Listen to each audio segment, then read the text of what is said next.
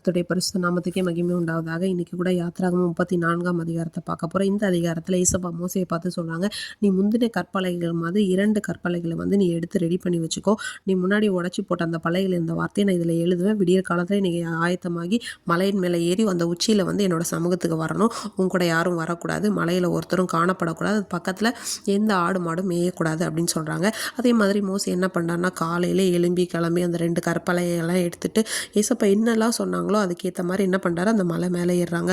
அங்கே ஒரு மேகத்தில் ஏசப்பா இறங்கிட்டு அவன் அருகே நின்று கர்த்தரோட நாமத்தை கூறுறாரு. கர்த்தர் அவருக்கு முன்பாக கடந்து போகும்போது, அவர் கர்த்தர் இரக்கமும் கிருபையும் நீடிய சாந்தமும் மகாதயமும் சத்தியம் உள்ள தேவன். அவர் 1000 தலைமுறைக்கு இரக்கத்தை காக்கிறவர், அக்கிரமம் மீறுதல் பாவத்தை மன்னிக்கிறவர். குற்றவாளின்னு ஒருத்தர் இருக்கும்போது அவன் குற்றமற்றவனாக விடாமல் அவங்க செய்த தப்புடைய அந்த கணக்கை அவங்களோட 3ஆம் 4ஆம் தலைமுறை மட்டும் விசாரிக்கிறவர் அப்படின்னு சொன்ன உடனே மோசே என்ன பண்ணுறாருன்னா பணிந்து கொள்கிறாரு. அப்புறம் அவர்கிட்ட சொல்கிறாரு, உங்கள் கண்களில் தயவு கிடைத்ததுன்னா நீங்கள் என்ன பண்ணுங்க ஆண்டவரே, எங்கள் நடுவில் எழுந்தரணும். இந்த ஜனங்கள் வணங்கா கழுத்துள்ளவர்கள், ஆனால் நீங்கள் எங்கள் பாவத்தை அக்கிரமத்தெல்லாம் மன்னித்து எங்களை ஏற்றுக்கொள்ளுங்க அப்படின்னு சொல்லும்போது உடனே அவர் சொல்கிறார், நான் உங்ககிட்ட ஒரு உடன்படிக்கை பண்ணுறேன்.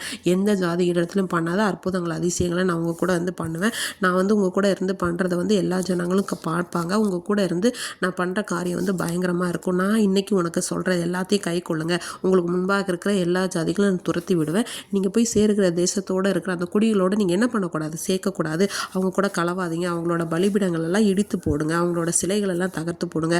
நான் அந்நிய தேவர்களை நீங்கள் பணிந்து கொள்ள வேண்டாம். நான் எரிச்சல் உள்ள தேவன் அப்படின்னு சொல்கிறாங்க.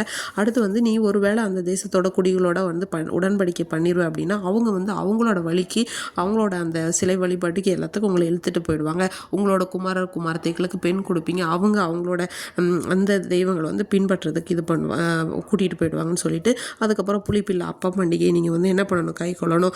கர்ப்பம் திறந்து பிறக்கிற முதல் ஆண்கள் எல்லாமே என்னுடையது அப்படின்னு சொல்கிறாங்க. அடுத்தது என்னென்னா 6 நாள் வேலை செய்து 7ஆம் நாளில் நீங்கள் ஓய்ந்திருக்கணும். அப்புறம் கோதுமை அறுப்போட முதற் பலனை 7 வாரங்கள் பண்டிகைகளையும் வருஷம் முடிவில் சேர்ப்பு கால பண்டிகையை நீங்கள் ஆசீர்வதிக்கணும். வருஷத்தில் 3 மாட்டி என்ன பண்ணணும், ஆண் மக்கள் எல்லாரும் தேவனாகிய கர்த்தருடைய சந்நிதியில் வரணும் அப்படின்னு சொல்கிறாங்க. அடுத்து எனக்கு பலியிடும் போது என்னது புளித்த மாவோடு நீங்கள் செலுத்தக்கூடாது அந்த ரத்தத்தை அப்படின்னு சொல்கிறாங்க. உங்கள் நிலத்தில் இருக்கிற முதல் விளைந்த முதற் பழத்தை எல்லாம் தேவனுக்காகிய கர்த்தருக்கு கொண்டு வாங்க அப்படின்னு சொல்கிறாங்க.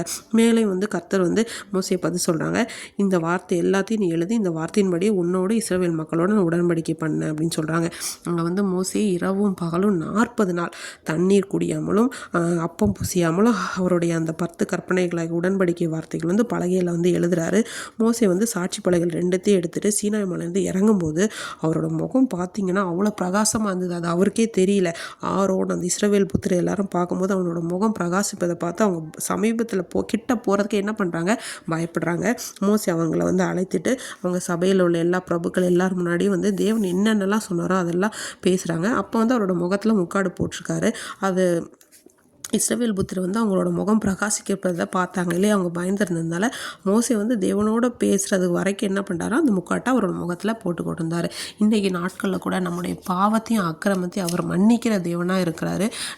அவர் நமக்கு கொடுத்த கட்டளைகளின்படி நம்ம அவருடைய வழிகளிலே நடந்தோன்னா நம்ம கூட இருந்து செய்கிற காரியம் பயங்கரமாக இருக்கும். அந்த காரியங்களை அந்நிய ஜனங்கள் கண்டு தேவனே வல்லமை உள்ளவர் அப்படிங்கிறத அறிஞ்சிப்பாங்க.